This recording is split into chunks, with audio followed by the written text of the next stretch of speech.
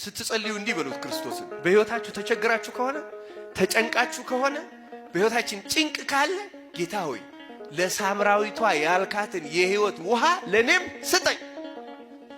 ጌታ ሆይ ይህን የህይወት ውሃ ስጠኝ ነው በለው።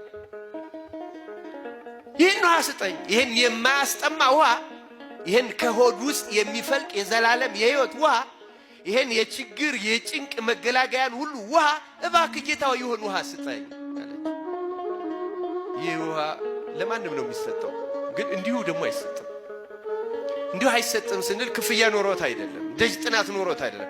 አንድ መስፈርት ግን አለው። ክርስቲያኖች ዛሬ አሁን ባጭሩ ትምህርቴን ማጠቃለለው ይህን ውሃ ለመጠጣት የማያስጠማውን ውሃ ለመጠጣት ማድረግ የሚገባንን ነገር ነው።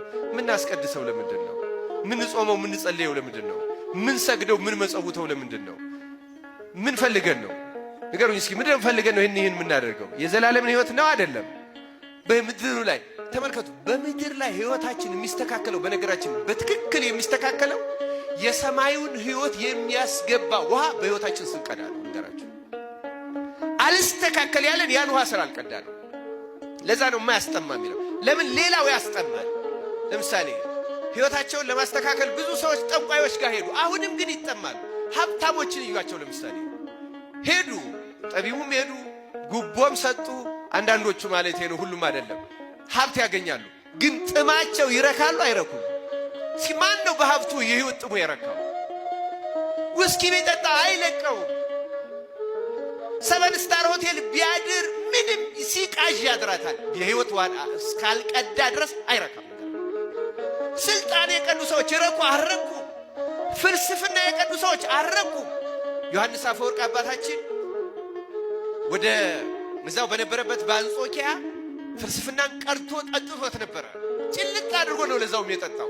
መምህሩ እንዲያውም ክርስትና የዚያ ዘመን የፈላስፎች የአዋቂዎች ሁሉ የዘላለም ህይወት አይደለም፣ ያጠቃላይ የነፍሳቸው የእውቀታቸው የአይምሯቸው ጥማት አርኪ ብቸኛው ክርስትና ሆኖ ፈላስፎች ሁሉ እያፈለሰ ሲወስድበት ዮሐንስ አፈወርቅ መምህር ምን ይል ነበር?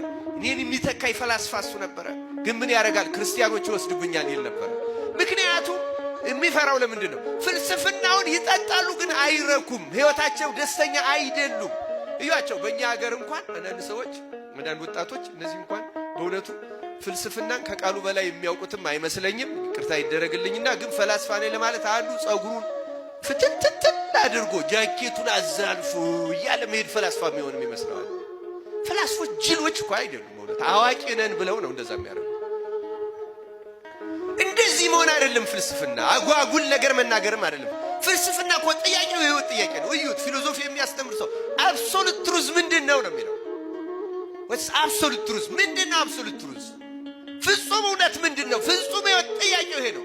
ጠየቁ፣ ጠጡ፣ ተማሩ፣ አረካ አሉ። ዮሐንስ አፈወርቅ አረካ ሲል መጣና ወንጌልን ሲጠጣው ረካ። የህይወት ውሃን ጠጣው። ከሆዱ የህይወት ውሃ ሆኖ ፈለቀ።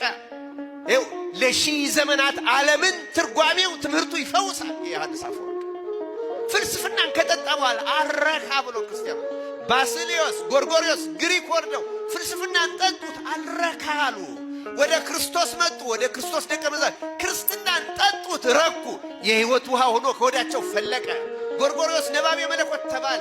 ከዮሐንስ ወንጌላዊ በኋላ ነገረ መለኮትን ያራቀቀ በእውነት አስደናቂ ውሃ የፈለቀበት ሆነ ጎርጎርዮስ። ባስልዮስ ሆነ። አስገራሚ ነው። ዮሐንስ አፈወርቅ ሆነ። ኤፍሬም ሆነ።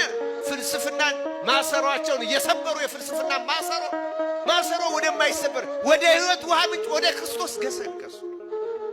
ባለሀብቶች ገሰገሱ፣ ጠቢባን ገሰገሱ፣ ሌሎቹም ገሰገሱ። እኛ መገስገስ ያለብን ወደዚህ ነው ክርስቲያኖች።